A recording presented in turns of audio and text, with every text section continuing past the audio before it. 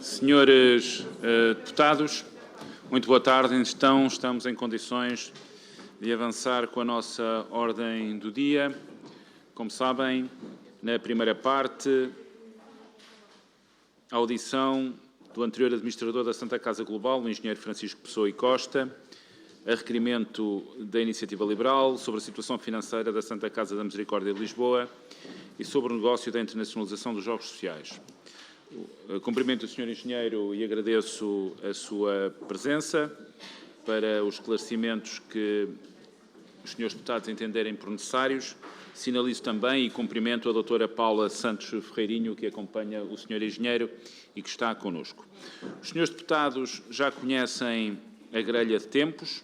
Apenas relembro que começa com uma apresentação do requerimento por parte da Iniciativa Liberal. Segue-se uma intervenção inicial do Sr. Engenheiro de 10 minutos. Os grupos parlamentares fazem as questões que entenderem com um tempo limite de 5 minutos e depois o Sr. Engenheiro responderá no somatório do tempo das questões que lhe forem colocadas. Sem mais delongas e, se me permitirem, passarei então a palavra à Sra. Deputada Mariana Leitão, que apresentará o requerimento. Muito obrigado. Muito obrigada, Sr. Presidente. Agradeço ao engenheiro Fernando Pessoa e Costa a presença nesta comissão, esperando que se consigam obter os esclarecimentos necessários. O requerimento da Iniciativa Liberal é um requerimento que incide fundamentalmente sobre o processo de internacionalização e efetivamente, é fundamental percebermos como é que esse processo se desenrolou, quais é que foram as decisões que foram tomadas e quais as motivações para se tomarem essas decisões, o grau de certeza ou incerteza que havia relativamente a algumas delas, com base nos vários documentos que foram sendo solicitados na altura, e refiro-me concretamente às due diligence que foram solicitadas, quais foram, que riscos indicavam, como é que foram mitigados esses riscos. Depois é preciso também clarificar as várias contradições que foram existindo concretamente em relação ao grau e nível de informação que a tutela teria ou não sobre o processo de internacionalização e as várias decisões que foram sendo tomadas ao longo desse processo e perceber também então de que forma é que tudo isto contribuiu para a atual situação financeira da Santa Casa, nomeadamente em concreto quanto aos investimentos que foram feitos no âmbito do processo de internacionalização, às decisões para depois romper com a continuidade daquilo que seria o processo, nomeadamente no Brasil. E, no fundo, são estes os esclarecimentos que se impõem, que obviamente, ou pelo menos é este o enquadramento que motivou a que fizéssemos o requerimento para ouvir as várias pessoas, nomeadamente o engenheiro Fernando Pessoa e Costa, e eu depois farei umas perguntas mais concretas a seguir, mas tendo este enquadramento, espero também que na intervenção inicial se possa já obter alguns esclarecimentos, se assim for. Muito obrigada.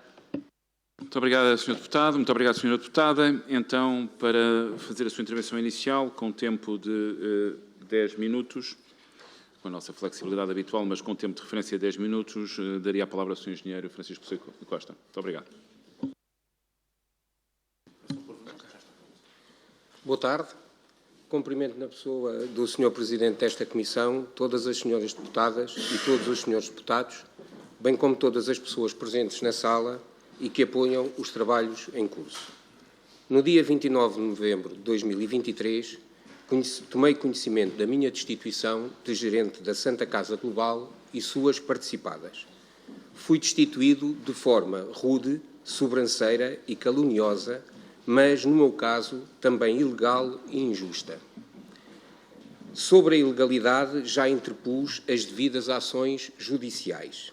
Sobre a injustiça, começa hoje e aqui a reposição daquilo que me foi retirado, o direito de ser ouvido, a contribuir para o apuramento da verdade e o direito ao meu bom nome. Desde 5 de maio de 2023, é a primeira vez que uma instituição me ouve sobre o projeto de internacionalização e o trabalho desenvolvido.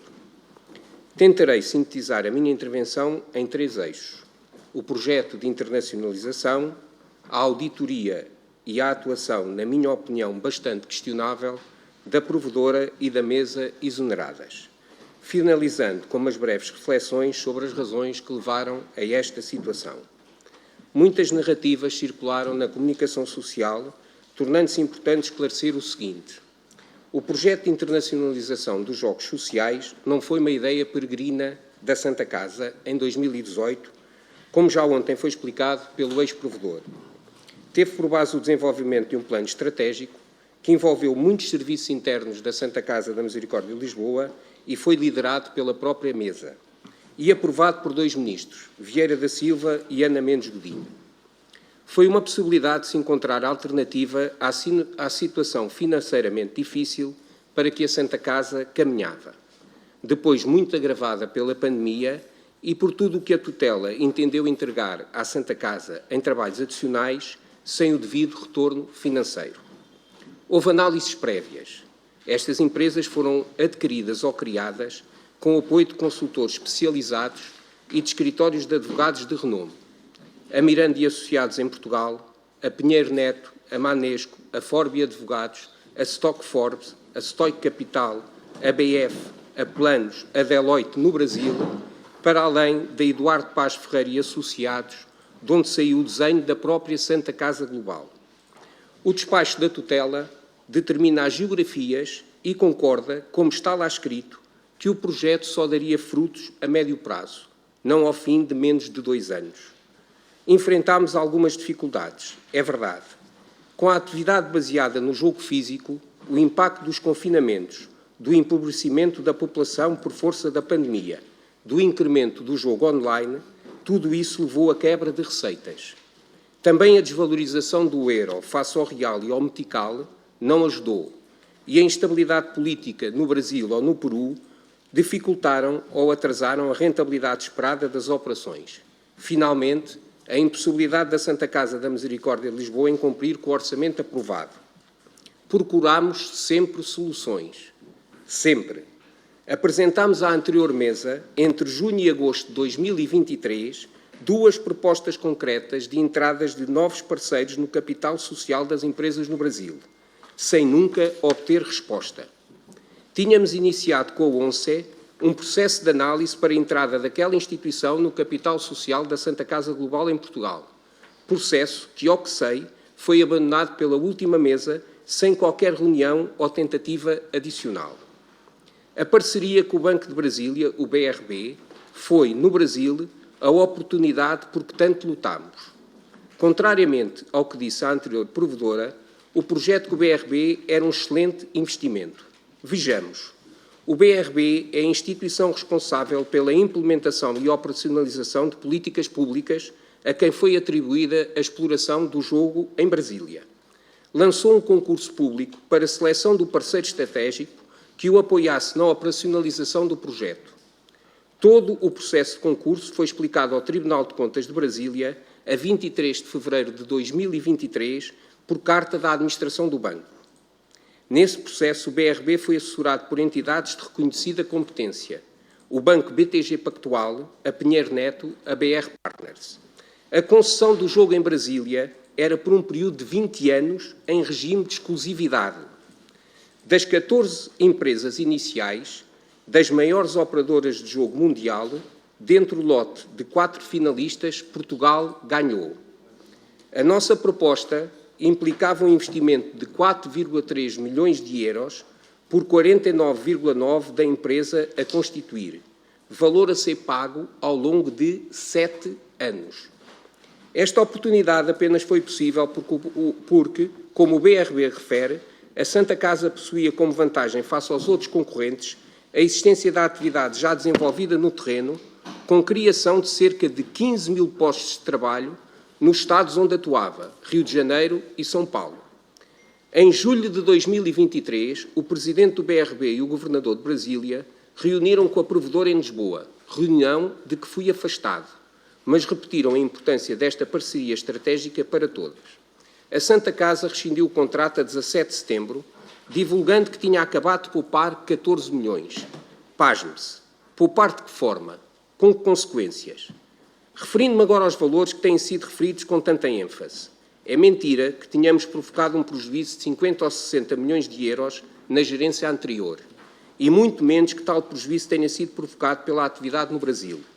As contas apresentadas pela auditoria da BDO indicam que até junho de 2023 o investimento total foi de 41,6 milhões de euros, correspondendo ao Brasil um valor próximo dos 30 milhões.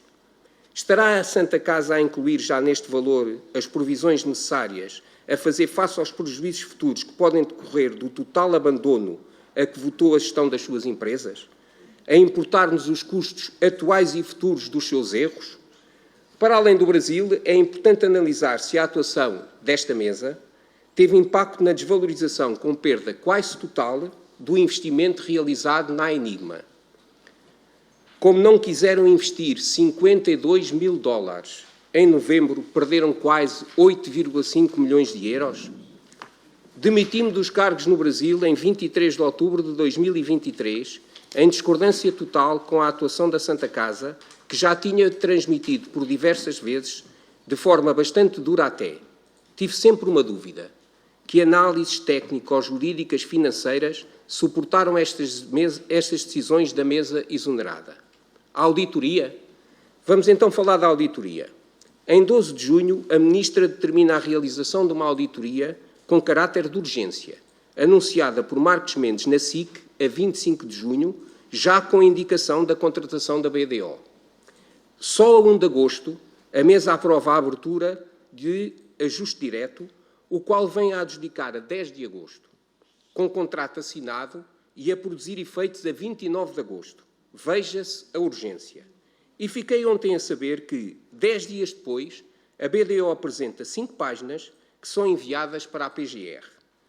Mas há aqui alguma coisa estranha que partilho convosco.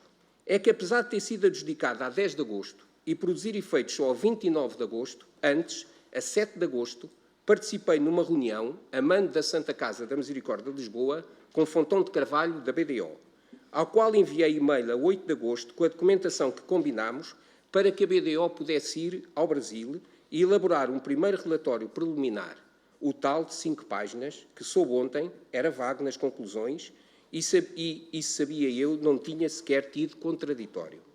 Então a credibilidade da Santa Casa, a sua reputação mundial, a decisão de abandono, a destruição de 15 mil postos de trabalho, teve por base um relatório de 5 páginas, feito ainda por cima de forma ilegal, e pior, que foi deliberadamente divulgado em notas de imprensa, transmitida em ideia de indícios criminais que hoje se resumem a 82 desconformidades que nem sequer correspondem à verdade. Desconheço o relatório final, mas no intercalar fui ainda acusado de receber ajudas de custo a dobrar, o que é mentira, de factos ocorridos depois da minha demissão nos cargos do Brasil e, inclusivamente, de factos ocorridos depois da minha destituição compulsiva. E a BDO, tão rápida a identificar desconformidades inexistentes, não deslumbra nenhuma cometida por esta mesa. 2 exemplos. Além da contratação irregular da BDO, como se fez a contratação de Jovassi Peter Filho, que me substituiu nos cargos no Brasil a 30 de outubro e que não tinha sido contratado até nós sairmos em 29 de novembro. E a rescisão com o BRB, mandada assinar a 17 de setembro pela mesa e que, afinal, só foi registada em ata da Assembleia Geral da Santa Casa Global a 29 de setembro, ou seja, depois do ato consumado. Também é nula? São muitos os erros crassos feitos sem se perceber como, já que quer Fontão de Carvalho, que iniciou a auditoria, quer os vogais envolvidos na condução da auditoria, não eram caloiros nem desconhecidos. Teresa do Passo esteve na EPUL e noutras empresas públicas. João Correia foi secretário de Estado da Justiça de José Sócrates, além de ser um advogado conhecido na praça. Ana Jorge foi ministra, entre outros cargos. Não conseguiram ter a frontalidade para sinalizar uns aos outros estes erros e pedir a sua correção? Tenho dificuldade em entender. Acreditem. Ontem, Ana Vitória Azevedo leu a sua carta de missão, onde critica esta mesa de exercer as funções sem responsabilidade, solidariedade, rigor e isenção, mas, sobretudo, sem verdade. Foi a atuação desta mesa que matou o projeto de internacionalização e foi a autora de grande parte dos prejuízos atuais e futuros. Para a implementação da atividade da internacionalização dos Jogos Sociais, a Santa Casa da Misericórdia e a Santa Casa Global aplicaram 43 milhões de euros entre 2020 e 2023, dos quais mais de 20 milhões de euros foram em investimento. A anterior mesa afundou num ano mais de 30 milhões de euros, para além do que ainda pode vir a ser conhecido. O projeto de internacionalização era instrumental à estratégia de sobrevivência da Santa Casa. Por isso, para mim, este não é um processo partidário, é uma questão de política pública. Que futuro para a Santa Casa? Reduzir as suas atividades ao orçamento real? Continuar as atividades suportadas com transferências do orçamento do Estado? Privatizar os Jogos Sociais, reduzindo a Santa Casa a um instituto público? Qual era a alternativa desta mesa ao projeto de internacionalização? Qual das alternativas anteriores pretendiam seguir? Não pode a Santa Casa prever aumentar a receita do jogo em 10% este ano e 35% até 2027 e depois ter campanhas publicitárias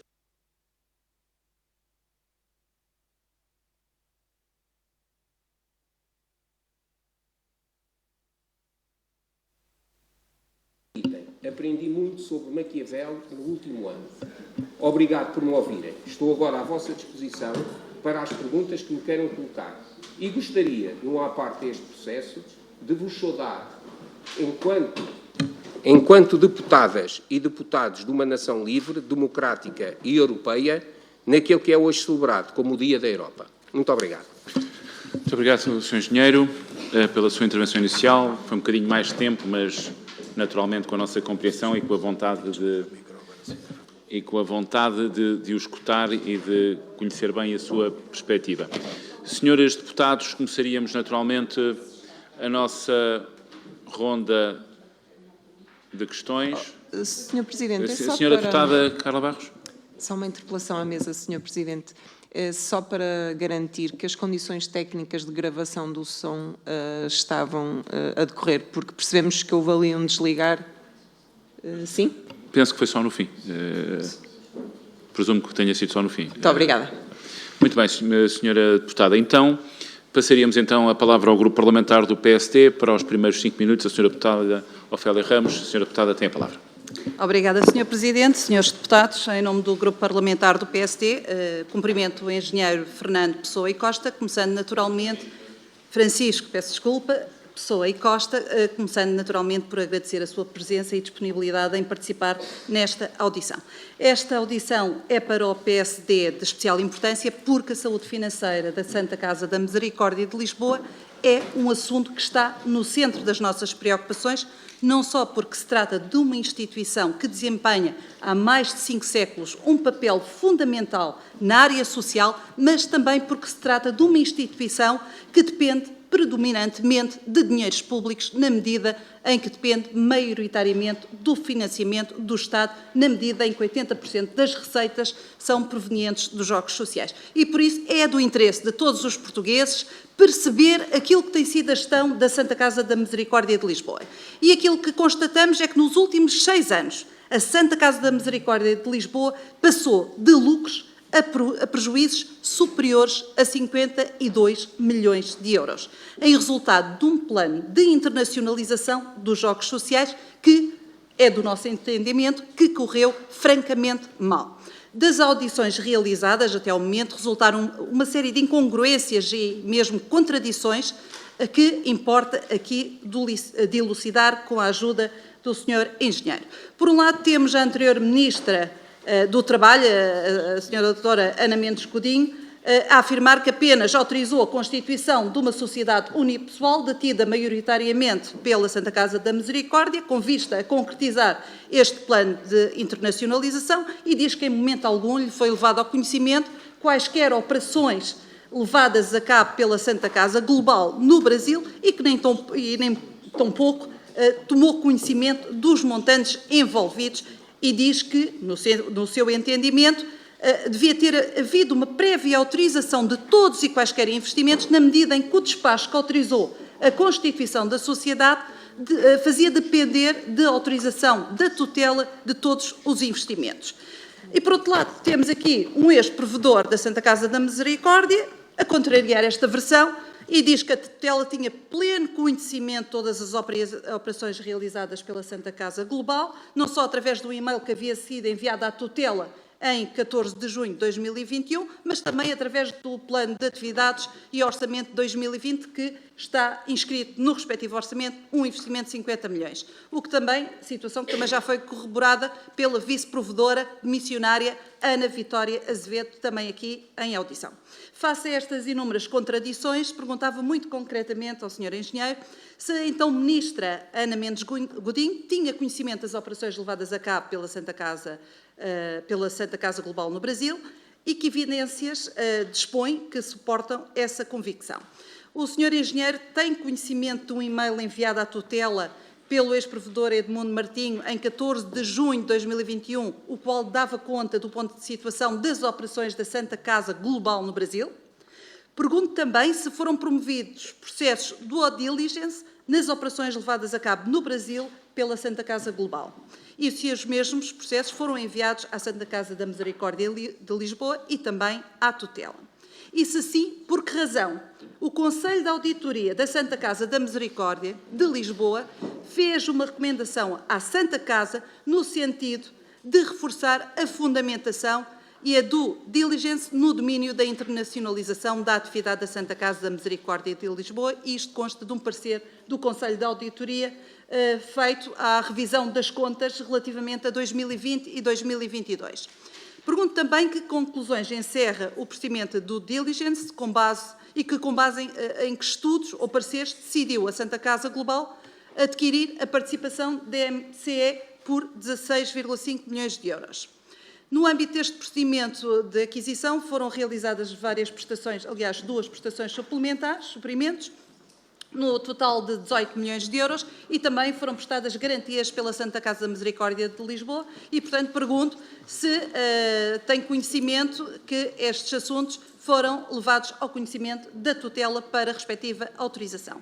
Pergunto também se, quando da aquisição da participação de 55% na MCE pela Santa Casa Global, era do conhecimento do Sr. Engenheiro que o Ministério Público do Rio de Janeiro estava a investigar um desvio de ativos da empresa MCE para uma outra empresa, MC Participações, que alegadamente terá sido levado a cabo por 2 administradores desta empresa MCE.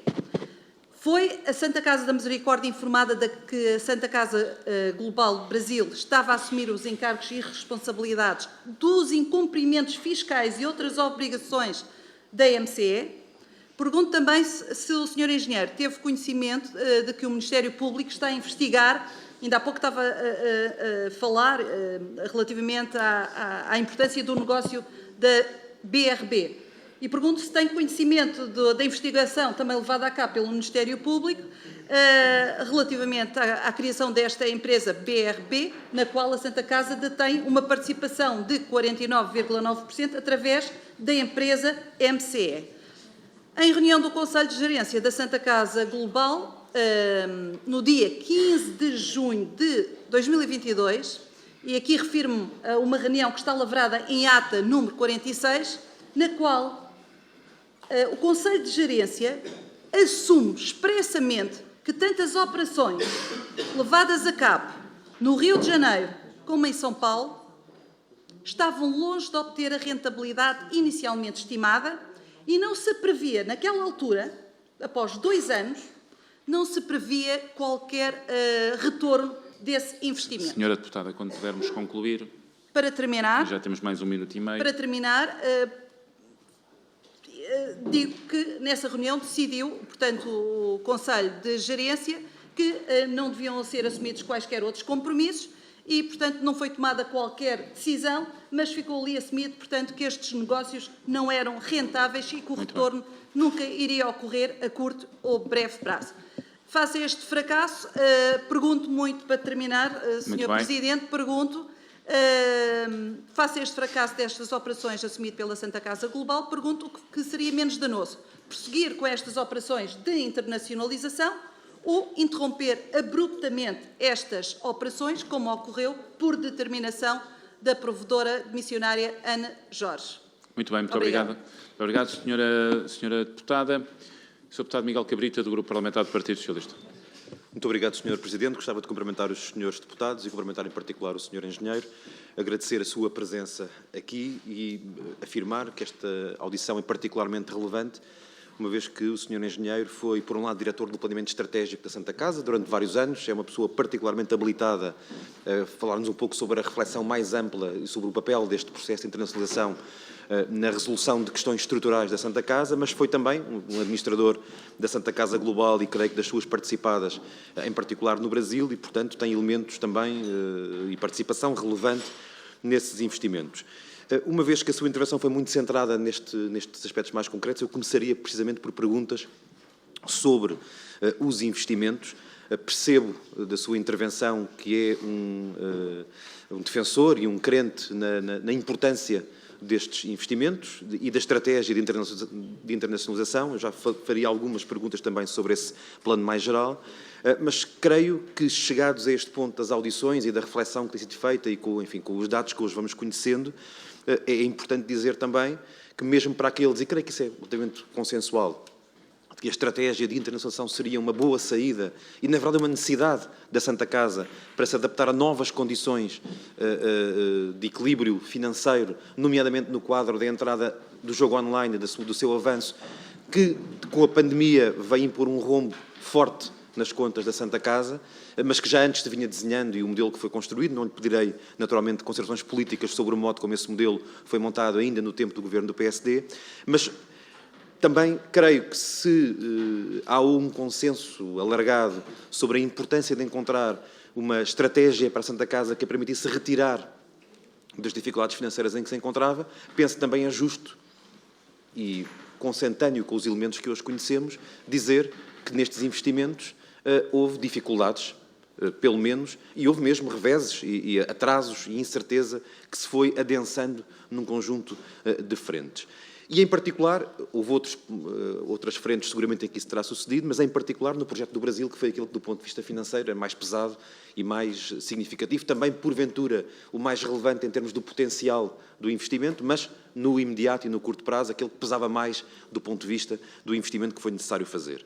E basta lembrar que começamos com, se bem percebo, começamos com expectativas de um investimento à escala federal, não é à escala nacional, depois foi necessário, em função de aspectos exógenos e externos à atuação da Santa Casa Global, naturalmente, a necessidade de direcionar para projetos mais estaduais, num caso com a parceria na empresa MCE, que veio a ter problemas, e eu gostaria que pudesse densificar um pouco mais esses problemas e os reflexos que eles tiveram em termos dos investimentos, mas também no que diz respeito a um êxito que a Santa Casa Global reconhecidamente obteve, que foi a concessão em Brasília, ou melhor, a possibilidade de se associar a quem tinha ganho a concessão do jogo em Brasília, nomeadamente o Banco BRB, reconhecidamente, creio, um parceiro sólido e credível, mas essa concessão vai também ter problemas, porque, se bem se percebe também do que vamos conhecendo, a concessão que foi feita teve depois problemas para ser implementada e foram levantadas dúvidas e alguma incerteza, ou mais do que isso, não sei muito bem, mas pelo menos alguma incerteza e razoável incerteza sobre a possibilidade de efetivar essa parceria no futuro, uma vez que terá havido decisões em tribunal que fizeram pelo menos atrasar, e se não mesmo pôr em risco, a possibilidade da Santa Casa implementar efetivamente esta parceria com o BRB. E, portanto, isto é o mesmo que dizer que a possibilidade de retirar desse investimento, como digo, com um parceiro sólido e credível, mas se não havia certezas, e penso que não existiriam, sobre a possibilidade desse investimento se vir a efetivar por questões que foram levantadas, também não poderia haver certezas sobre a hipótese de fazer rentabilizar o investimento, entretanto feito à entrada para essa parceria. Eu gostaria de perceber se é essa a sua percepção e se isto é verdade, porque esse dado é um dado muito relevante para perceber também decisões que foram tomadas a posteriori pela mesa seguinte, e que já percebi também qual é a sua posição sobre ela, mas ainda assim creio que esta questão foi uma questão nuclear para fundamentar decisões da mesa que foram tomadas e que tinham a ver com a proteção, ou melhor dizendo, com a incerteza que se gerou sobre a hipótese de efetivar algo que era uma parceria relevante. E, portanto, isto era, de facto, algo que gostaria de ter do seu ponto de vista. Por outro lado, gostaria, e no tempo que me resta, e para concluir a minha intervenção, eu gostaria de dizer o seguinte. Eu creio que das audições que vamos tendo, vamos podendo retirar conclusões.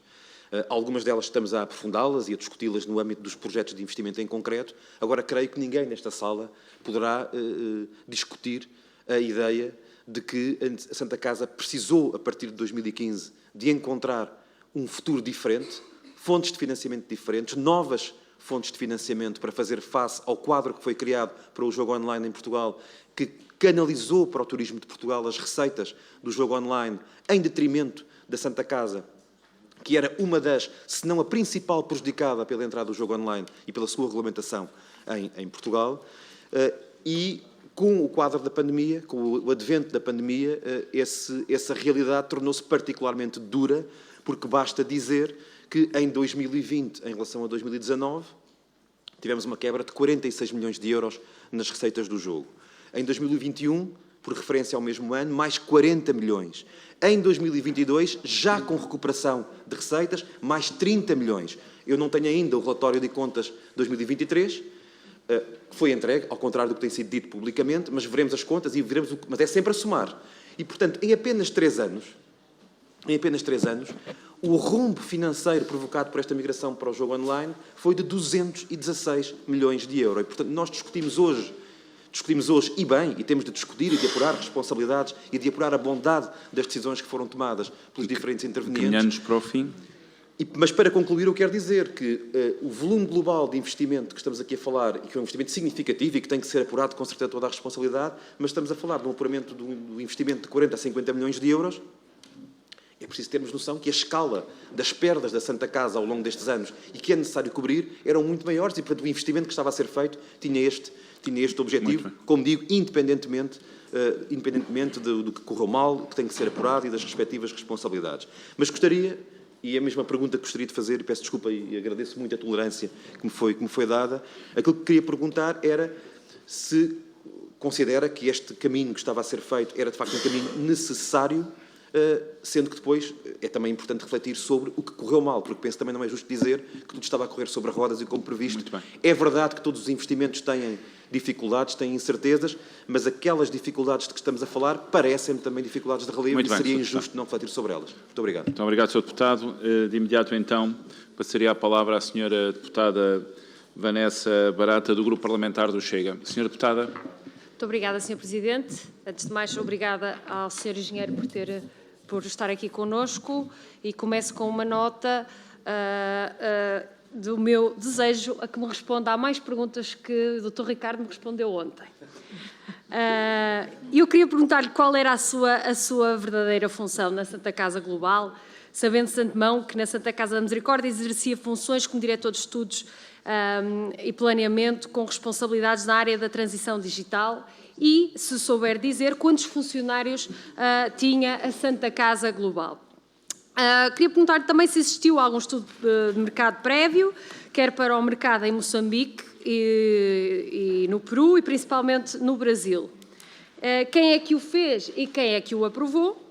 E quais eram, se é que existiam, os principais fatores de risco deste negócio da internacionalização? A atual mesa da Santa Casa sugere que houve negligência não só nos negócios do Brasil, mas também no investimento da Enigma, empresa com sede no Reino Unido, que detém a Nextslot no Peru e a Enigma Services no Canadá. E pelo que foi sendo veiculado, este negócio foi preparado muito antes de existir a Santa Casa Global. Fala-se que o empréstimo obrigacionista que foi feito à empresa Enigma, de cerca de 4 milhões de euros, tinha como objetivo o desenvolvimento de uma plataforma tecnológica que pudesse vir a ser utilizada em Angola e no Brasil. E, pelos vistos, o objetivo era também utilizar essa plataforma em Portugal para reduzir as despesas, uma vez que o contrato atual para este serviço tem um custo para a Santa Casa de Lisboa de mais de 26 milhões de euros ao longo de 5 anos.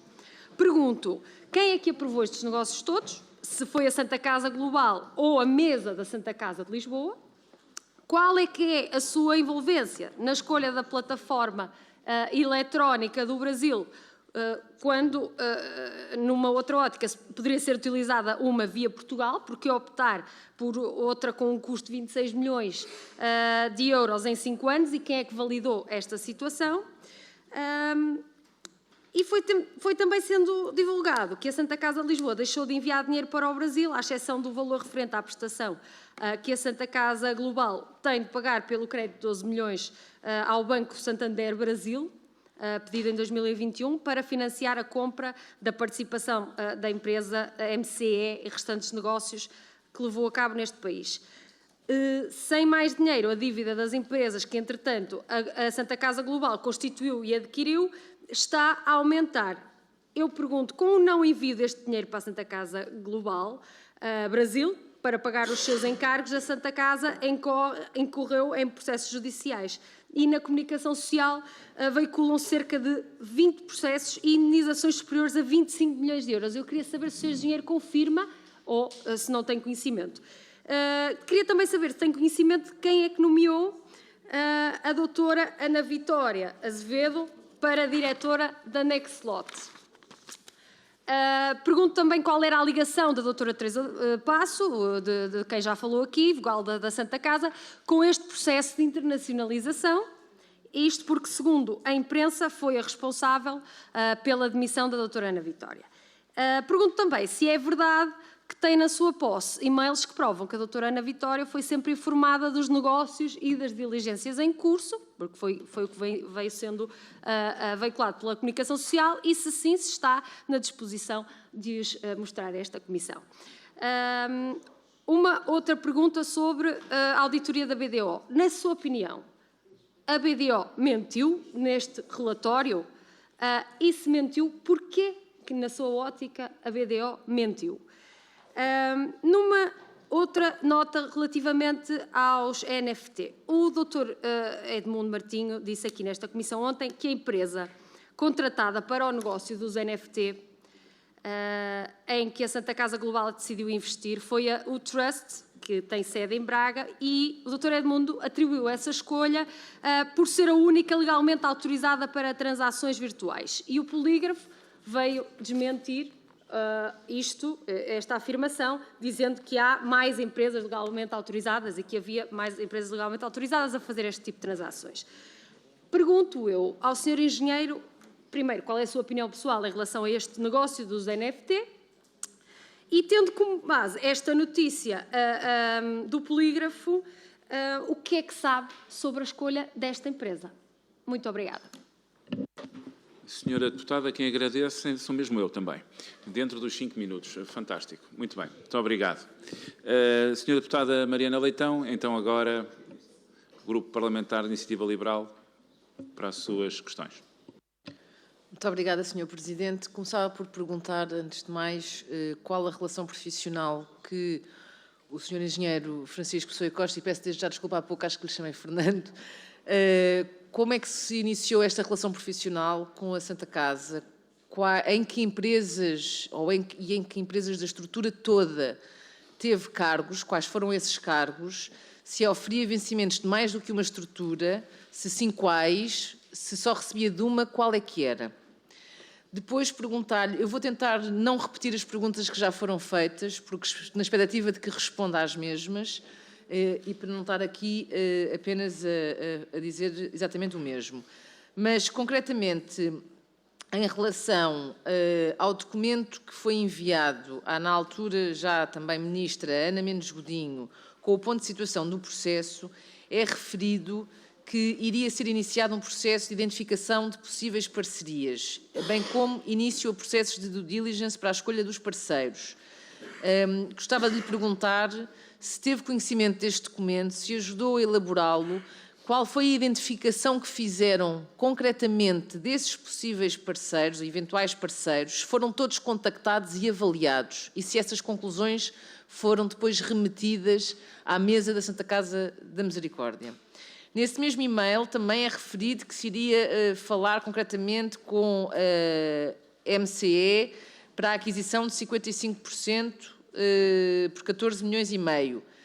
Eu gostava de lhe perguntar quem é que efetuou a due diligence relativa à MCE e quais foram as suas conclusões e se nesta altura não haveria outras opções de compra a quem tivessem sido também realizadas due diligence. E porquê é que se optou em adquirir estes 55% do capital da MCE? E já agora, se conseguir entrar neste nível de detalhe, o que é que dizia a due diligence a esta empresa, nomeadamente no que diz respeito aos riscos que tinham sido identificados pela sociedade de advogados que fez a due diligence jurídica. E como é que avaliou esses mesmos riscos? E se este relatório, ou o relatório da due diligence, foi partilhado com a mesa da Santa Casa.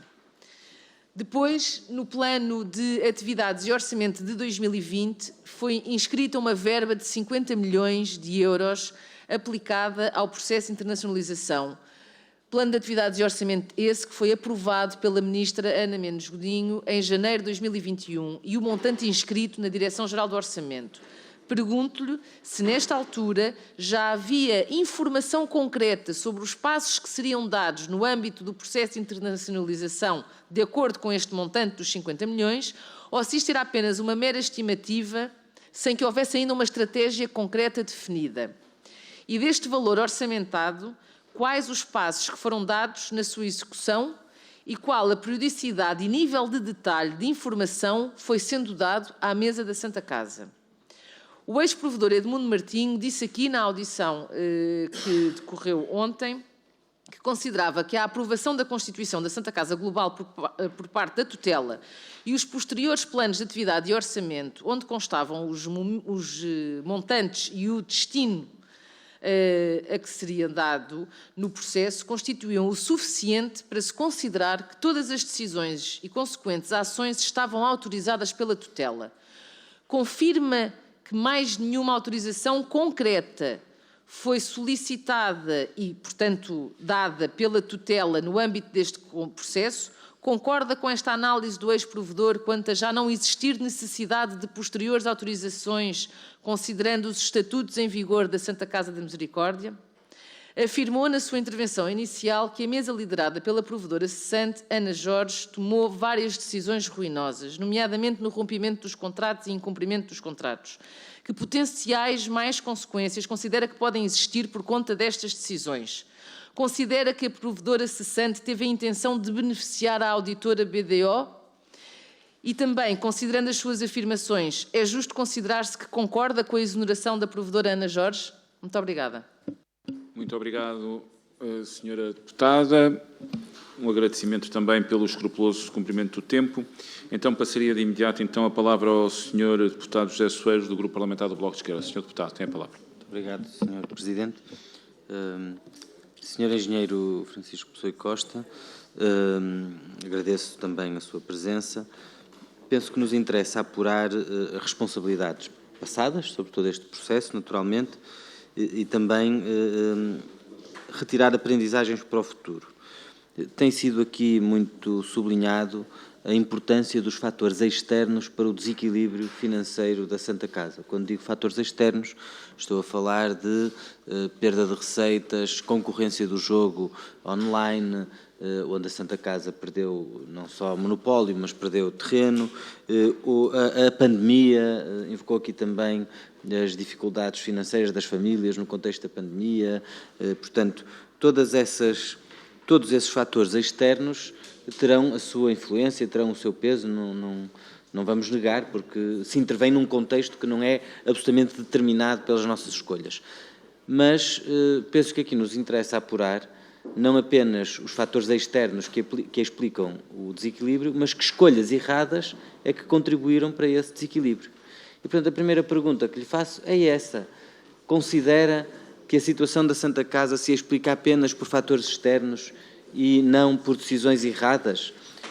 E sobre as decisões erradas, era importante perceber se, na sua opinião, só a descontinuação da estratégia de internacionalização é que foi um erro, ou se houve erros na própria estratégia de internacionalização, da qual a Santa Casa Global foi um instrumento central. No fundo, o que lhe queria perguntar é, para além dos fatores externos, o que é que, do seu ponto de vista, correu mal naquilo que esteve sob sua responsabilidade. O que é que correu mal? Porque, claramente, estes investimentos correram mal. E talvez também tenha sido devido a escolhas imprudentes ou a escolhas erradas. E pergunto-lhe se faz algum balanço sobre isso. Um dos exemplos que já foi aqui dito é o dos NFTs.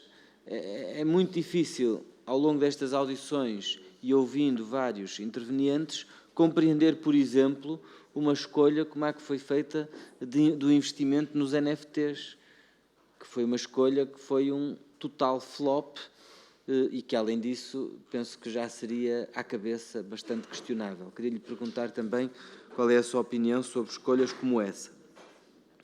E depois, e finalmente, com tanto dinheiro que se perdeu, antes mesmo de descontinuar, a pergunta que fica também é se, na sua opinião, essas perdas resultam, no fundo, se eu percebo bem, e dir-me-á se estou a interpretar erradamente, a perspectiva que aqui traz é que havia uma série de investimentos que precisavam de tempo para ter o seu retorno, precisavam de condições favoráveis que acabaram por não ter e que, onde existe a grande perda, é quando a nova administração da Santa Casa, a mesa, a nova provedora, decide descontinuar esses investimentos. Será que é mesmo esta a tese que defende? Ou seja, que, no fundo, este dinheiro perdido ficou comprometido pela descontinuação desta estratégia e não foi a própria estratégia que levou a que se perdesse tanto dinheiro? Finalmente, falou-se também aqui bastante da concorrência do jogo online e de regras que, já foi aqui dito até pelo deputado do Partido Socialista várias vezes, de regras que favoreceram o Turismo de Portugal por comparação com a Santa Casa. E a pergunta que lhe faço também é como é que olha para este problema e para uma suspeita que foi lançada já aqui nestas audições, ou foi corroborada nestas audições, de que existe um interesse económico por trás deste debate que tem a ver com a liberalização dos jogos sociais e com interesses privados que querem tomar conta de uma parte desse mercado, se não desse mercado todo, o que teria, aparentemente, o que teria consequências bastante complicadas para a Santa Casa, que continua a ter uma receita que é quase inteiramente dependente dos jogos sociais. E, portanto, queria lhe perguntar se também faz essa leitura, que existem esses interesses, quem é que representa esses interesses, quem é que se move por esses interesses, qual é o peso desses interesses neste debate, na sua opinião? Muito obrigado, Sr. Deputado, com agradecimento também pelo cumprimento do tempo. Passarei então a palavra ao Sr. Deputado Alfredo Maia, do Grupo Parlamentar do PCP. Sr. Deputado, tem a palavra. Muito obrigado, Sr. Presidente, Srs. Deputados. Cumprimento o Sr. Engenheiro Francisco Pessoa e Costa. Eu gostaria de colocar-lhes algumas perguntas, correndo o risco de uma ou outra ser redundante, em todo caso insistiria. Mas antes mesmo eu gostaria de pedir ao Sr. Presidente que diligenciasse no sentido de o texto do depoimento lido inicialmente, creio que o leu integralmente, mas se não leu também pode ser útil ou que não leu, seja distribuído a esta comissão. O Sr. Engenheiro, como especialista, que eu creio que é, em jogos e, portanto, tendo em conta as funções que desempenhou na Santa Casa da Misericórdia, gostaria de perguntar-lhe se a redução drástica de receitas da instituição se deveu mais à pandemia de Covid-19 ou, como muita gente defende, à concorrência dos jogos eletrónicos, que tem uma agravante, que é o facto de o regime jurídico dos jogos eletrónicos não estabelecer uma compensação para a Santa Casa da Misericórdia, desde logo a título da perda de receita induzida por essa nova atividade, e, pelo menos durante alguns anos, ela própria estar inibida de intervir nessa área.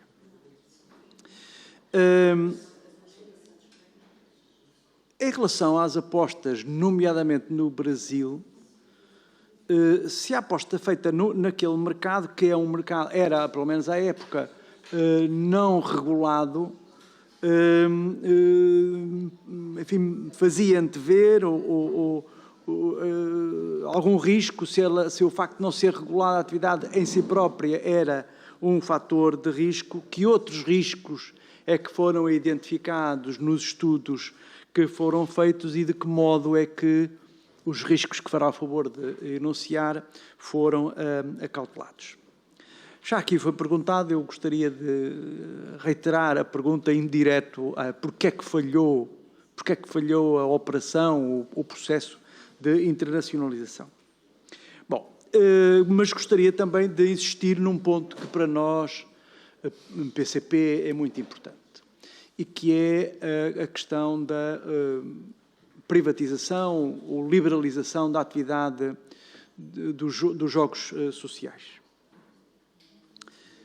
Em sua opinião, e sendo um conhecedor do métier, esta opção deve ser colocada sobre a mesa? E, agora, parecendo contraditório, perguntar-lhe se há ou não uma ameaça, isto aqui já inclui um juízo de valor, evidentemente, se há ou não uma ameaça no sentido de que, por estas ou por outras artimanhas, se venha a concretizar a privatização ou a liberalização da exploração destes jogos. E, na sequência, também perguntar-lhe, como homem da casa, como especialista que é, que estratégia, que resposta é que a Santa Casa da Misericórdia, por um lado, mas a tutela, isto é, o Governo, devem adotar no sentido de contrariar essa ofensiva.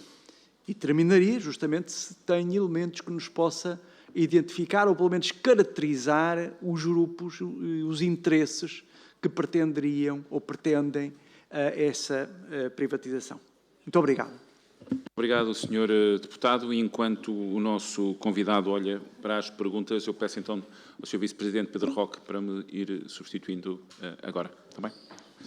Sendo que, como sabemos, tivemos 6 grupos parlamentares, teremos 30 minutos de resposta de forma indicativa. Eu sei que é um desafio, Sr. Engenheiro, eu sei que é um desafio, mas é de forma indicativa 30 minutos, com a flexibilidade e a tolerância que temos sempre. Pedro, por favor.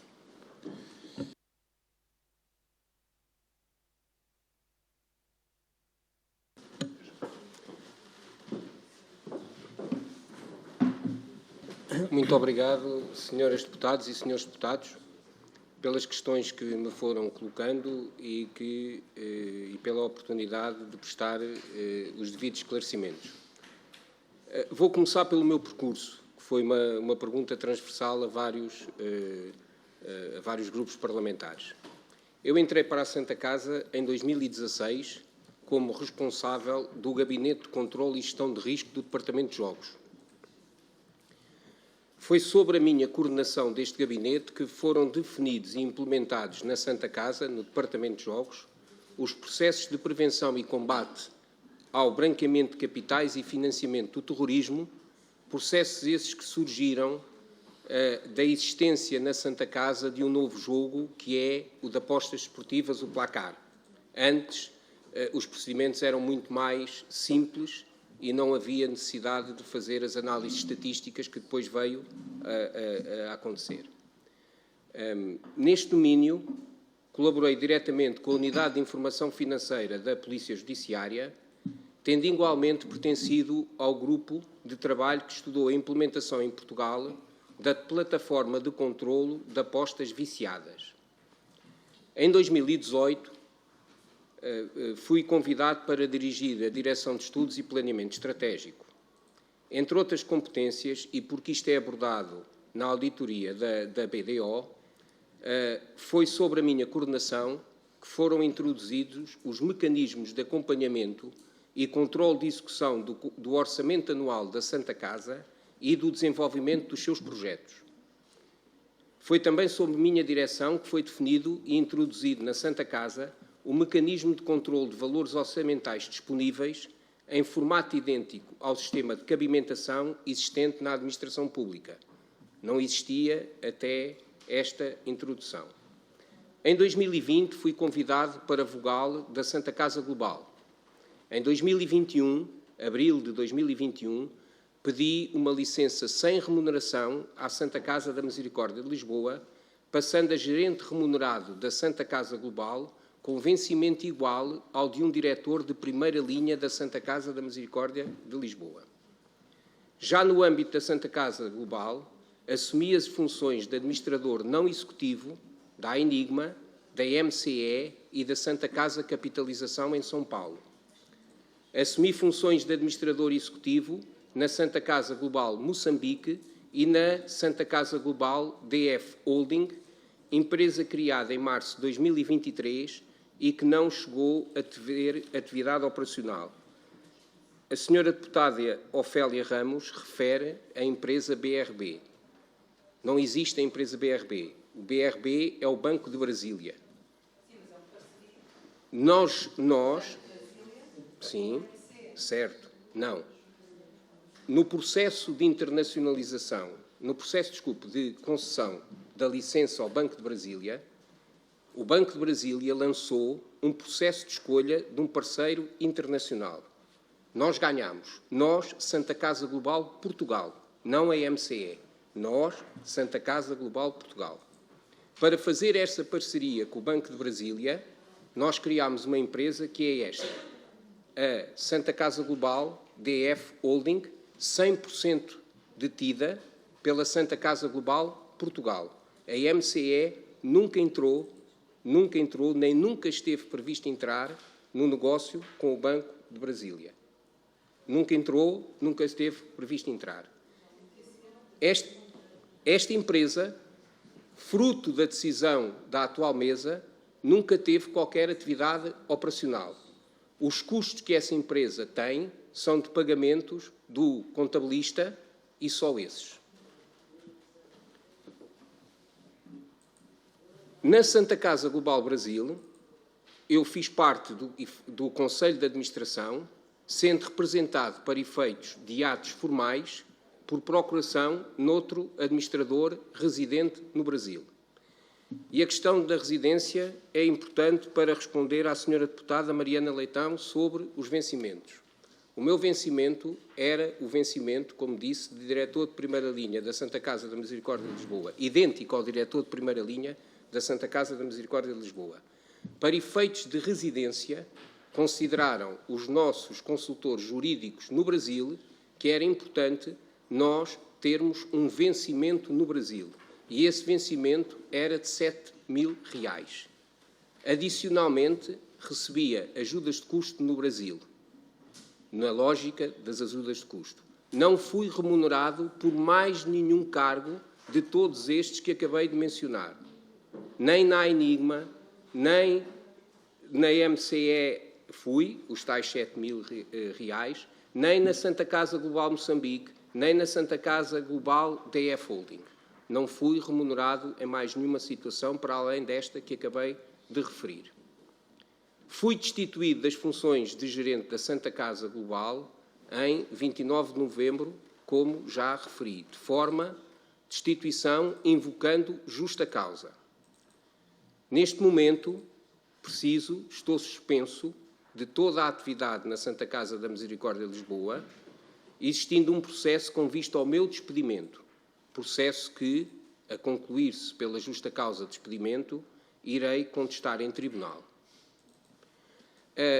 Esta parte é importante porque eu poderei ter alguma dificuldade em responder a algumas das perguntas que envolvem diretamente a Santa Casa da Misericórdia de Lisboa. Vou tentar responder a todas, mas percebam que eu, neste momento, pedi a minha reintegração na Santa Casa com efeitos a 30 de novembro de 2023, uma vez que me encontrava com licença sem remuneração. Ela foi-me atribuída a 18 de janeiro de 2024, passado algum tempo sem que eu nunca pudesse exercer qualquer cargo na Santa Casa da Misericórdia de Lisboa. Fui suspenso. com vista ao meu despedimento.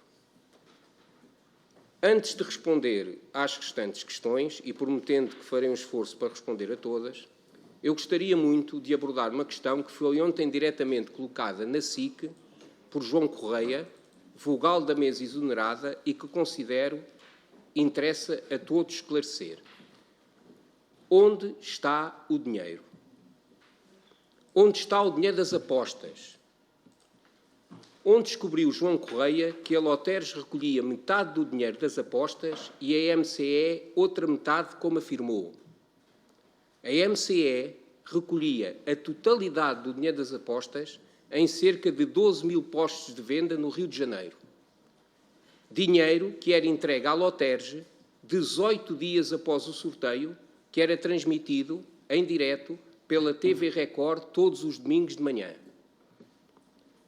2 dias depois do pagamento, a Loteres devolvia um valor de aproximadamente 40% das receitas à MCE, que com tal montante pagava aos seus trabalhadores as obrigações fiscais, a fornecedores, os gastos em marketing, incluindo o tal programa, e as restantes despesas de funcionamento.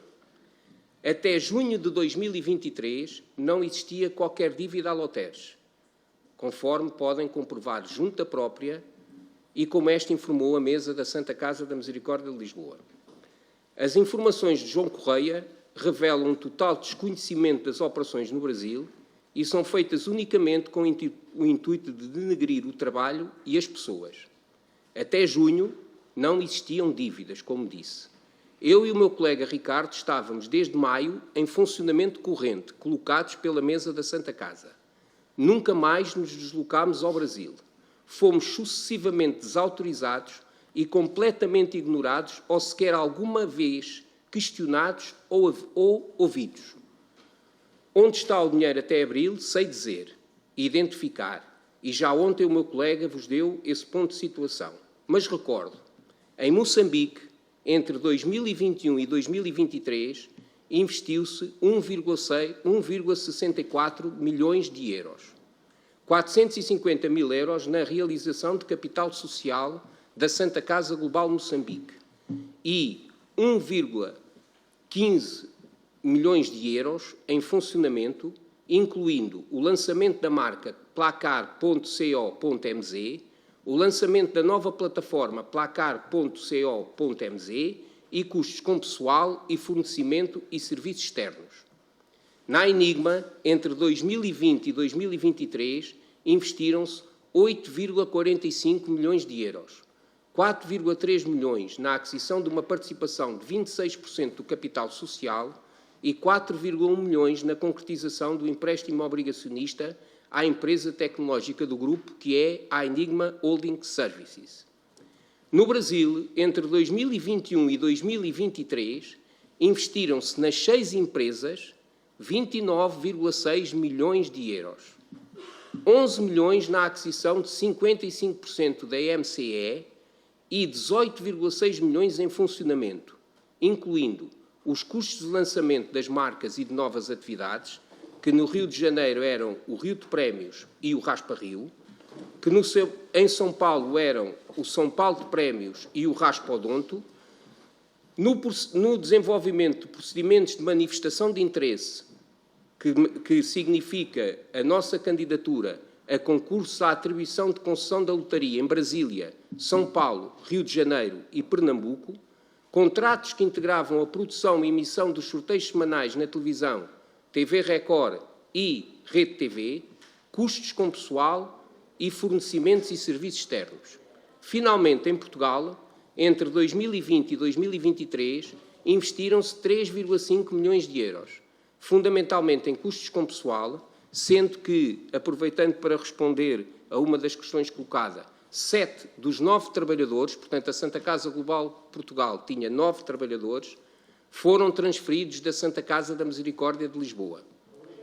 Para além dos custos de pessoal, fornecimento e serviços externos, com principal relevo para a renda do escritório, que a Santa Casa Global pagava à Santa Casa da Misericórdia de Lisboa, que era a proprietária do imóvel, e a contratação de consultores. Como se vê, O que aconteceu ao dinheiro até maio de 2023, nós sabemos, a BDO sabe, a Santa Casa da Misericórdia sabe, o que aconteceu depois, a partir de maio, cabe à atual mesa justificar. Também abordou João Correia a questão da auditoria, e penso que responderei também a algumas das questões que me foram colocadas.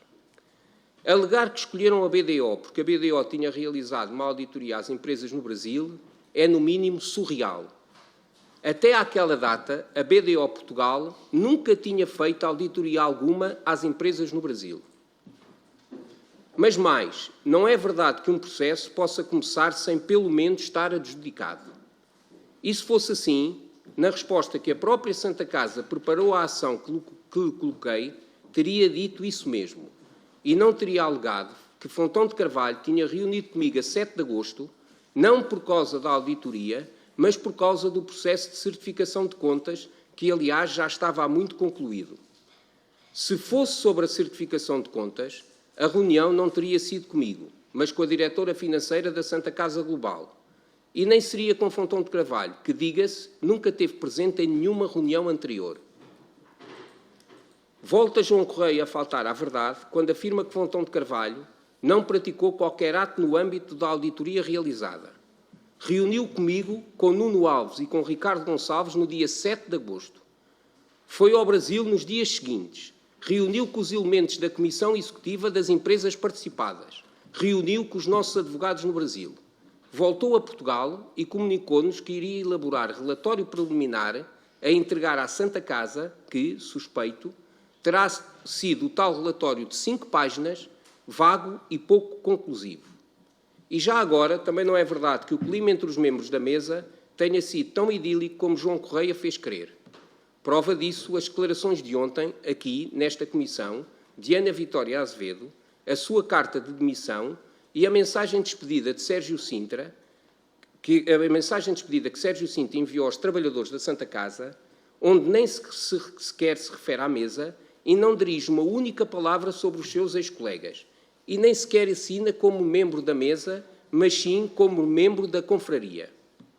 Pode João Correia construir a narrativa que entender, que não é por uma mentira ser muitas vezes repetida que se torna verdade. Um segundo esclarecimento e que tem a ver com o requerimento inicial do grupo parlamentar da IEL. No requerimento inicial que me foi enviado, e penso que também responderei a algumas das outras questões, é novamente abordada a questão dos 5 milhões de euros.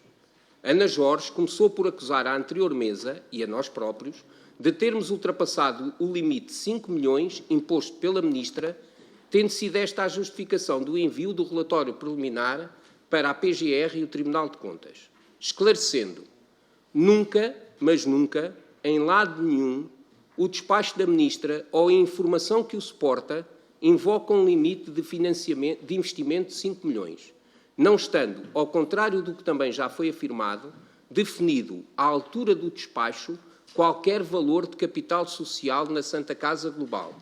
O valor de capital social da Santa Casa Global foi definido em mesa da Santa Casa em agosto de 2021, em data posterior ao despacho da Sra. Ministra e retificado em nova reunião em setembro de 2021. Não há nenhum limite imposto pela Sra. Ministra de 5 milhões de euros ao projeto. Quando se apercebeu que a questão dos 5 milhões não existia, passou a mesa o foco para as due diligence, que também foram aqui abordadas. Primeiro, que não existiam e existem.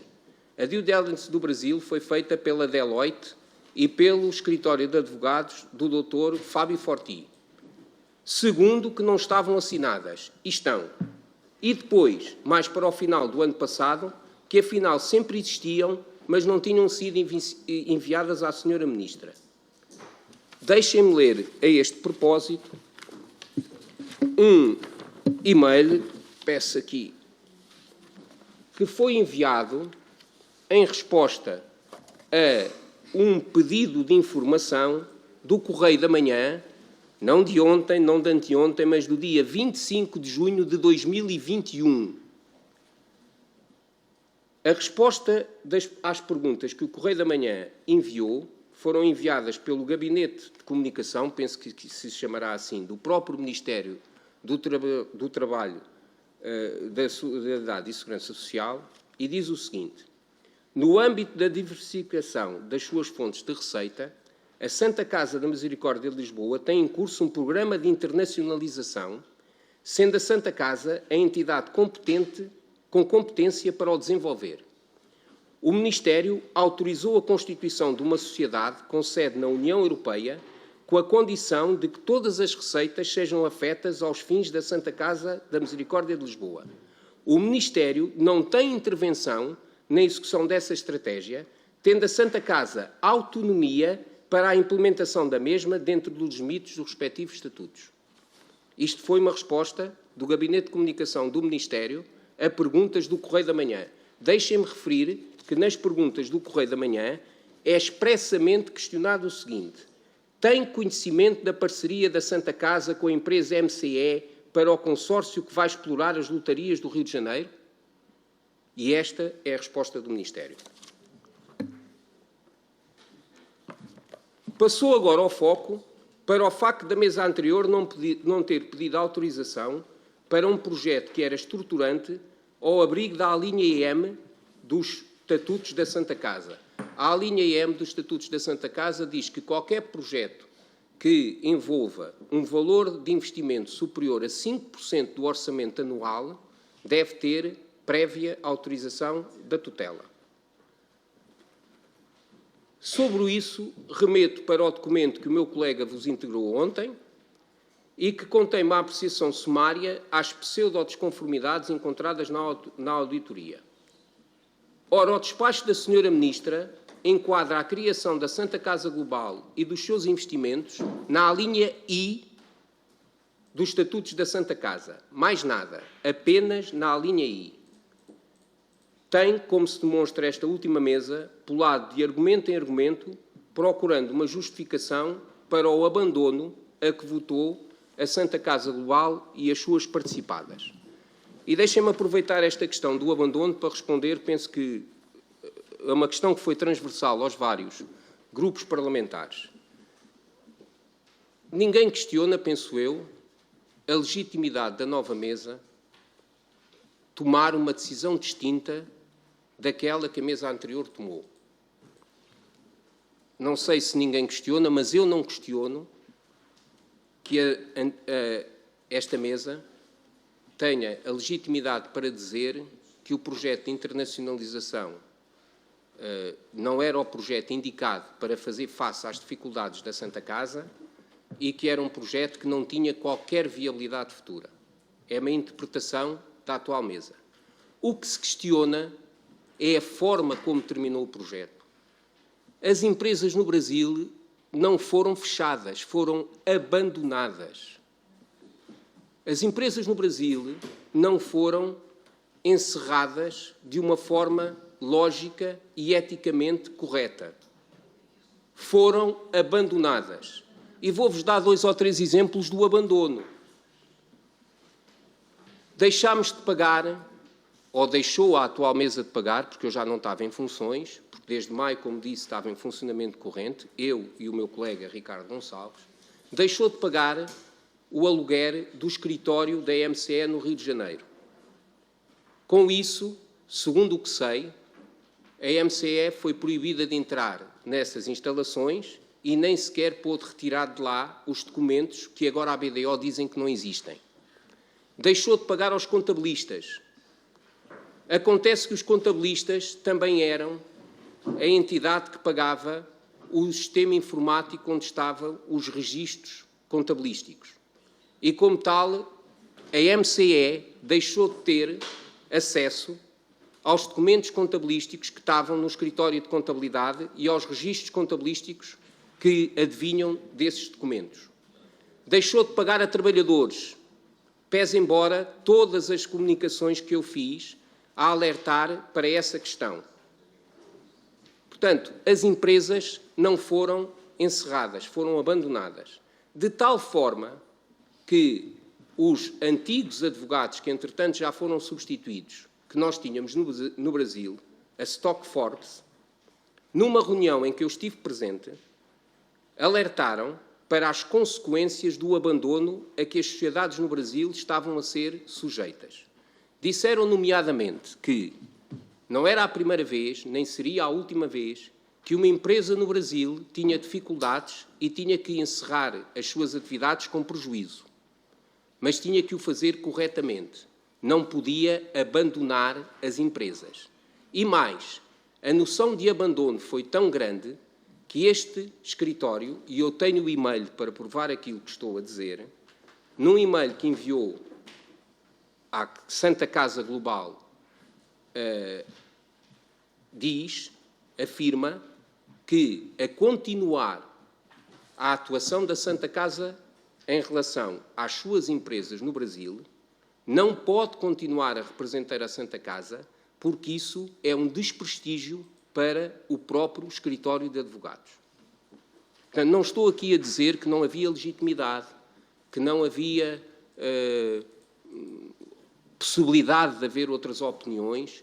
Não é disso que eu me estou a referir. Estou-me a referir a um abandono da gestão das empresas, cá e no Brasil. E também já agora vou referir a questão da Enigma, porque há pouco disse isso.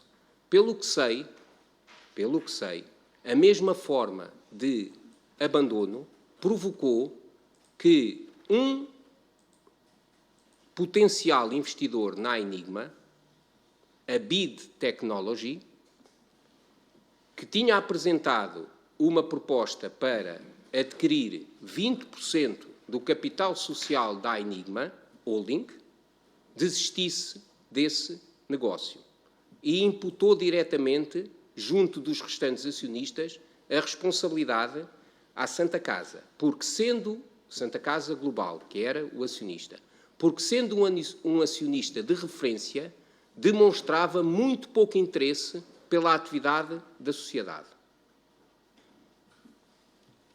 Deixem-me agora, tentando agora, uma questão fácil para mim, é a questão dos INFTs e vou pedir muita desculpa. Uma correção em primeiro lugar. A questão dos INFTs não ocorreu no âmbito da Santa Casa Global.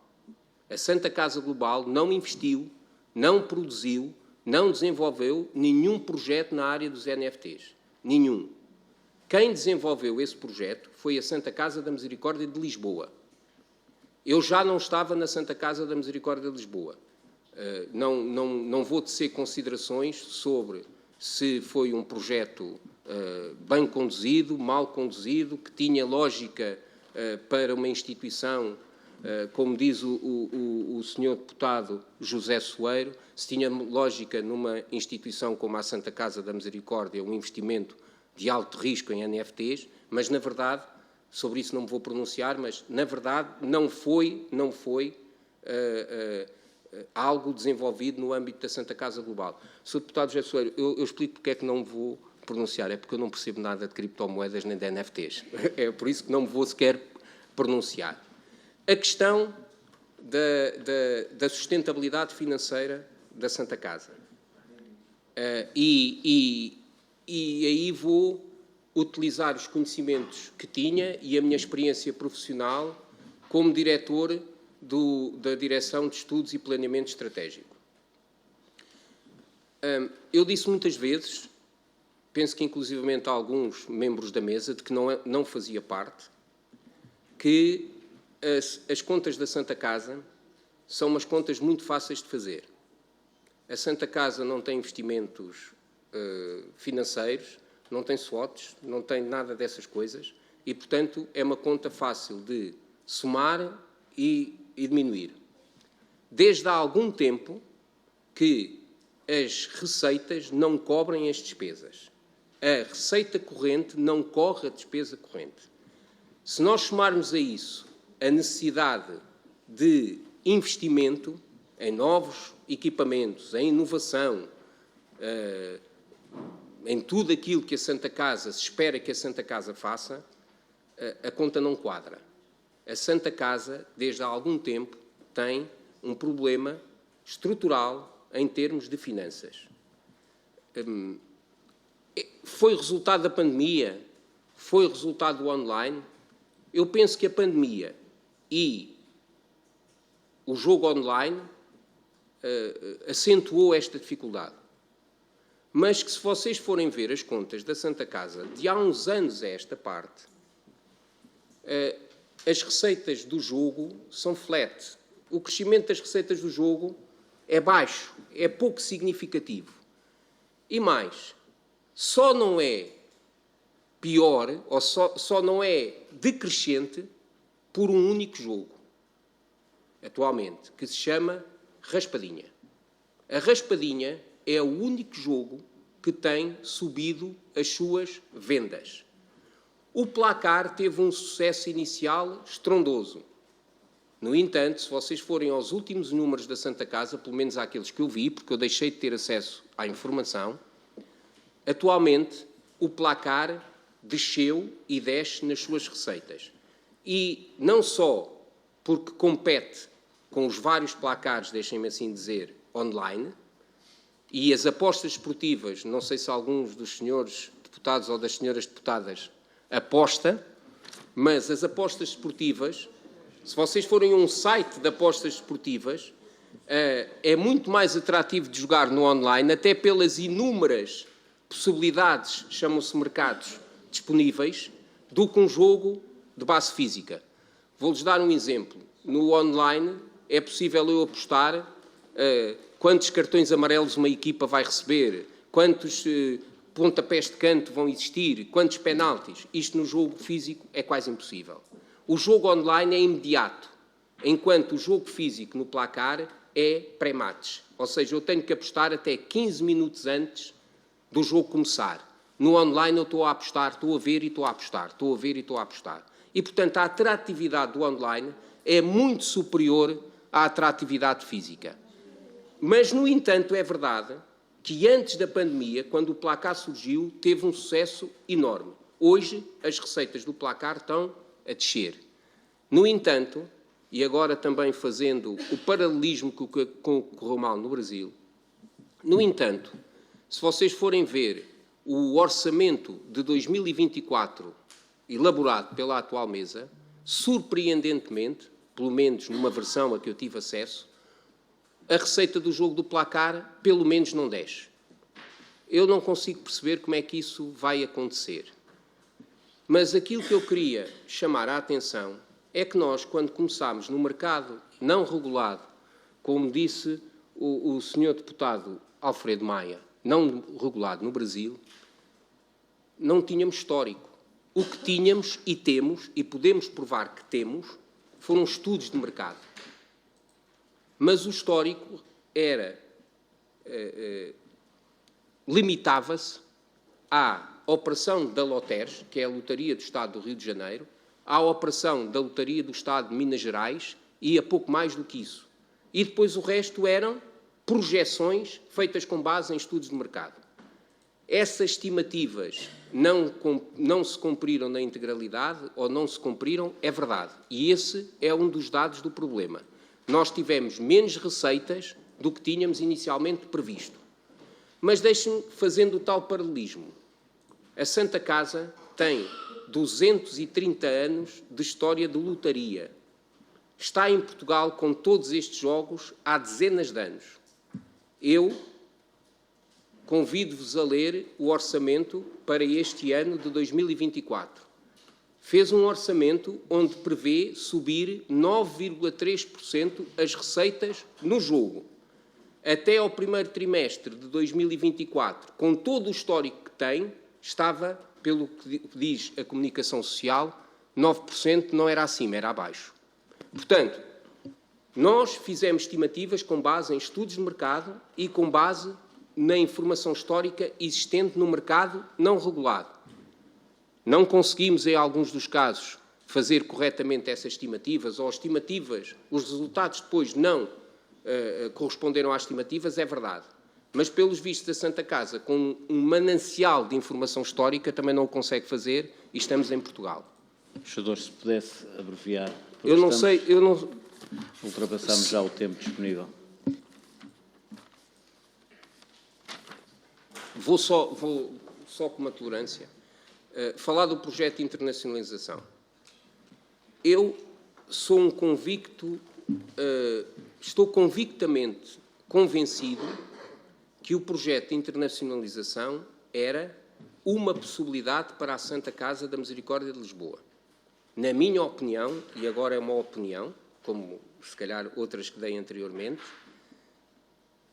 a Santa Casa, com o decréscimo das receitas de jogo, não tem outra possibilidade que não seja algo parecido com a internacionalização. Tem uma segunda, e os senhores deputados e as senhoras deputadas, ou tem mais duas, que está nas vossas mãos, pelo que eu sei, e peço desculpa se fizer algum erro. A primeira é a alteração da portaria da distribuição das receitas do jogo, aumentando a percentagem que é atribuída à Santa Casa, mas com isso reduzindo a percentagem que é atribuída a outros organismos do Estado. O apoio ao desporto juvenil, à cultura, à região dos Açores e da Madeira, porque só há 100%, se um aumenta, os outros diminuem. A segunda possibilidade, que penso que também estará nas vossas mãos, é aquilo que foi feito e que esta mesa tanto apresenta como sendo um resultado espantoso, que é passar o orçamento do Estado e os institutos do Estado a contribuir para o orçamento da Santa Casa. Eu não vi ainda o relatório de gestão e contas de 2023. Aquilo que leio na comunicação social é que vai ter, e ouvi ontem João Correia falar nisso, é que vai haver um superávit. Mas é bom não esquecermos que o Instituto de Segurança Social, em agosto de 2023, pagou 34 milhões, transferiu 34 milhões para a Santa Casa da Misericórdia de Lisboa, por conta dos serviços prestados em 2020, 2021 e 2022, na altura da pandemia. Portanto, uma de duas coisas. Ou isto vai começar a ser recorrente e todos os anos o Instituto da Segurança Social passa 30 e não sei quantos milhões, 40 milhões para a Santa Casa da Misericórdia de Lisboa, ou não há superávites. Não há superávites. Porque, como eu disse, a quantidade, o valor da receita corrente não é suficiente para a despesa corrente. Não sei se os senhores deputados e as senhoras deputadas têm esta noção, peço desculpa de me dirigir assim, mas a Santa Casa gasta 162 milhões de euros em custos de pessoal. 162 milhões de euros. E as receitas do jogo, hoje são perto de 190 milhões. Como eu disse, não quadra. Não sei se deixei por responder alguma pergunta. Se o Sr. Presidente der a tolerância... Então, vamos fazer assim.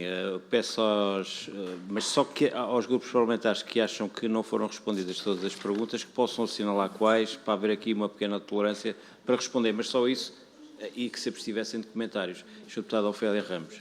Bem, eu pedi a palavra para fazer uma interpelação à mesa, porque ainda há pouco, na minha intervenção, quando mencionei BRB, queria mencionar BRB Lotarias, que é detida 50% pelo Banco de Brasília e 49,9% pela MCE.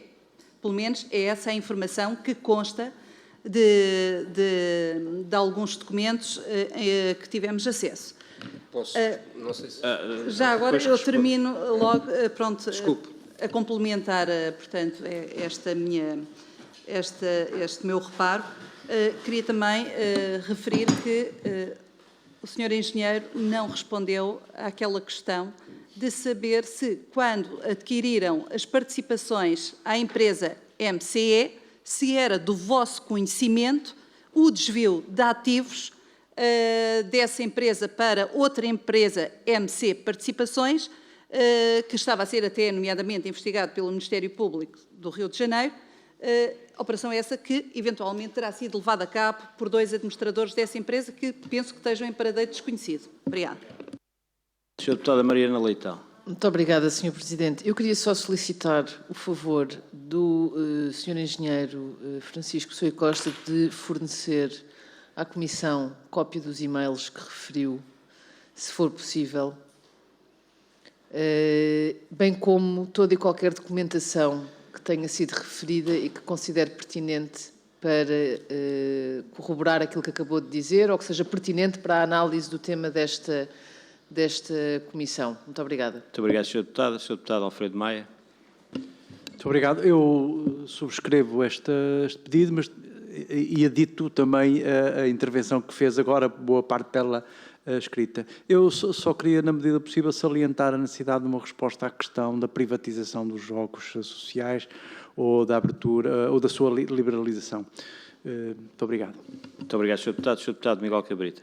Muito obrigado, Sr. Presidente. Apenas uma questão que penso que terá ficado por responder, e peço desculpa se não foi o facto, se não foi o caso, mas no âmbito da sua exposição sobre as dificuldades que foram encontradas nos investimentos no Brasil e as coisas que não terão corrido tão bem, houve um ponto que eu tinha perguntado especificamente e creio que era relevante, que é o facto de, no caso de Brasília e da parceria com o BRB, se ter, entretanto, introduzido uma incerteza sobre a possibilidade de efetivar essa concessão do BRB, uma vez que teria havido uma decisão do Tribunal a impedir uma parceria do BRB com a Santa Casa, algo que é superveniente à construção da parceria e à efetiva. Portanto, gostaria de ter essa informação, porque é uma informação relevante para perceber outras decisões que possam ter sido tomadas. Muito obrigado. Muito obrigado. Então vamos fazer assim, se não vir inconveniente, naturalmente, vamos pôr o contador a zeros e vamos dar 5 minutos para as respostas Sr. diretas às Presidente, questões. peço desculpa. Eu tinha pedido a palavra só mesmo... Peço desculpa, Sr. Deputada, faz favor. Só mesmo para subscrever o pedido feito pelo parlamentar da IL, no sentido da documentação que tiver, nos pudesse disponibilizar. Muito obrigada. Muito obrigado. Eu acrescentaria este e todos os outros documentos que considero relevantes e que possa fornecer à Comissão, que serão distribuídos aos diferentes grupos parlamentares aqui em presença. Peço que possa pôr a zeros e, portanto, 5 minutos. O Sr. Engenheiro, faz favor. Começando pela resposta à Sra. Deputada Ofélia Ramos, o que eu sei, e penso que neste caso saberei a totalidade, penso. O Banco de Brasília, a BRB Lotarias, nunca foi constituída. Era uma empresa a constituir no caso de negócio se concretizar. Nessa empresa a constituir, o BRB teria 50,1% e a Santa Casa Global Portugal, não a MCE, a Santa Casa Global Portugal teria 49,9%.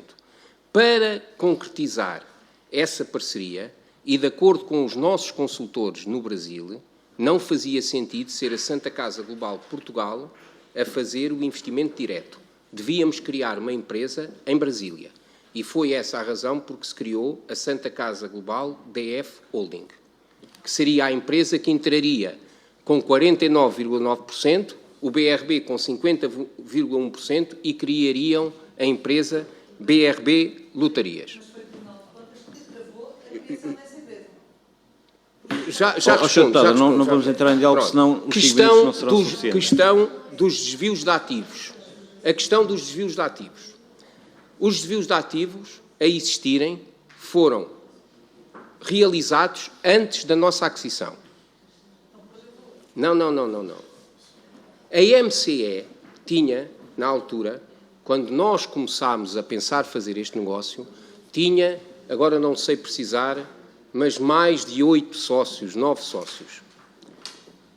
2 eram extremamente maioritários e desenvolveram os acordos que consideraram adequados para ficar com a totalidade da MCE Intermediações e Negócios S.A., que é a empresa do Rio de Janeiro, que nós adquirimos 55%. Eu reforço isto porque há várias MCEs no Brasil e várias MCEs no Brasil na área do jogo. Nós ficámos com uma. Estes 2 sócios que a senhora deputada se refere não fugiram para a parte incerta. Pelo contrário, chamam-se Marcelo Rezende, Cristiano Junqueira, são os 2 sócios que... Não, são os 2 sócios... Já ocupou metade do tempo. Está bem, são os 2 sócios da Recdol que estão em litígio na Comissão Arbitral do Rio de Janeiro contra a Santa Casa Global Brasil. Existem, então, privatização. Eu não tenho nenhuma ideia sobre se deve privatizar ou não privatizar. Acho que isso é até uma ideia muito motivada pelas convicções políticas, económicas de cada um. Há algo que me traz alguma admiração e partilho aí a ideia quer do antigo provedor Pedro Santana Lopes, quer do antigo provedor Edmundo Martinho. Aquilo que hoje pode mover alguns dos atores que têm atuado no âmbito deste processo, e não só do processo de internacionalização, no âmbito deste processo da Santa Casa, pode ser provocar uma decisão de privatização dos jogos sociais do Estado. A incerteza do Tribunal de Contas do Distrito Federal. É verdade que, após ter sido atribuída a concessão... Não estou a conseguir ouvir, há aqui um burburinho, não me permite ouvir.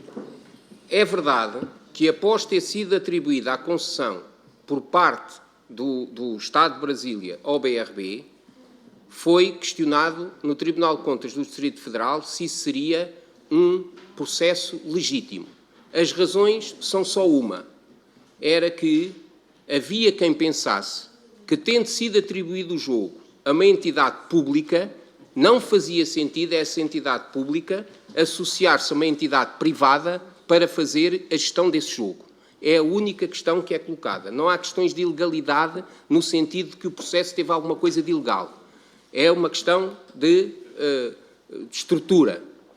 Aquilo que nós sabemos é que havia uma grande convicção, aliás, reafirmada na tal reunião que o presidente do BRB fizeram em Lisboa e acompanhado do governador do Estado de Brasília, com a provedora e restante mesa, havia a convicção que se a Santa Casa se quisesse manter no negócio, era ultrapassável a questão junto do Tribunal de Contas do Distrito Federal. Como a Santa Casa resolveu em setembro, sem necessidade, rescindir o contrato, e eu digo sem necessidade porque, se não o tivesse rescindido, não havia indemnização nenhuma, o BRB desinteressou-se. A questão do Partido Socialista também tinha a ver com esta incerteza. Ou seja, era convicção do Sr. Presidente do Banco de Brasília e do Sr. Governador do Estado de Brasília que, se a Santa Casa se mantivesse no projeto, a situação suscitada pelo Tribunal de Contas do Distrito Federal era ultrapassada. Muito obrigado. Chegamos então ao fim desta audição. Agradeço a presença do Sr. Engenheiro Francisco Pessoa e Costa, também da sua advogada, e iremos já de seguida dar início à próxima audição com a Presidente do Conselho Diretivo do Instituto de Segurança Social. Muito obrigado. Até já.